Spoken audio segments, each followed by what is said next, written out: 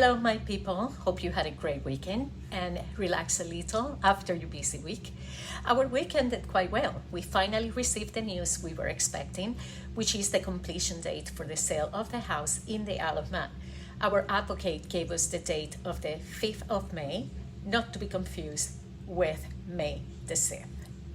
Wish it would have been slotted for May the 4th, but it is a bank holiday in the Isle of Man. So after doing a little happiness jiggle, we immediately emailed the bank to give them the heads up. For our mortgage team, also emailed Corkil's Removals to ask them to schedule the pickup of our items for that morning. And then the advocates are getting in touch with my father-in-law.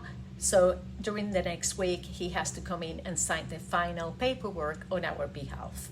If all goes well, on the 5th of May, we will conclude the saga of the house sale, which officially started on the 23rd of December when the offer was accepted. And if everything goes according to plan, it would have been a total of 19 weeks overall, and that is not counting the previous 8 weeks since the property was listed. So altogether, it's a journey of about 6.5 months end to end. The next thing is making sure we do not have any issues transferring the funds from the UK account to our American account. If the sale does not happen for any reason, we do not have a plan B, so we will have to improvise. Provided that all goes according to plan, the next stage would be connecting with our realtor here in the US to go over the areas we have shortlisted and start looking at houses for rentals. Why rent first? It allows us to test the areas we are interested in living in, and also we need to have some employment history to assure a competitive mortgage rate. We're also meeting with a rep from our bank to start getting more information about mortgages from where we are in a position to buy. My husband also has not a credit record in the US. He has credit record in Europe. So we're also chatting with the bank to find out what is the best way for him to start building some. Back to finding a place to live. We have been using Zillow.com and Homes.com to search for available properties. Whilst my husband is partial to Zillow.com, I actually like Homes.com better, as I can search and share it with him, my saved searches, and he can see the houses I have shortlisted, and I can enter comments and he can see them. And we can also share the saved search with our agent, and so he can also see what we are both looking at and our opinions. Our hope is having something in place for at least the 1st of June, and finding a house is just the first brick in the wall, as we have to furnish from top to bottom.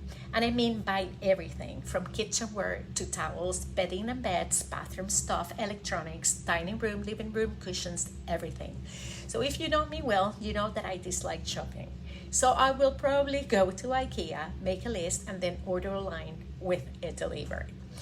I need to find a living edge wood table for the dining room to replace the one that we sold in the Isle of Man. I really love that table, so I hope to find something similar here. And aside from the big news, what else happened?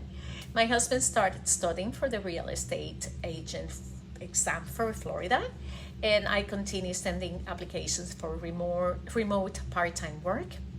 And our recent explorations took us to the town of Celebration in Kissimmee.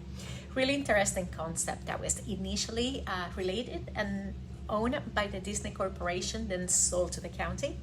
And the town still gives you an idyllic 50s vibes. It did feel like walking on the scent of the town in Back to the Future.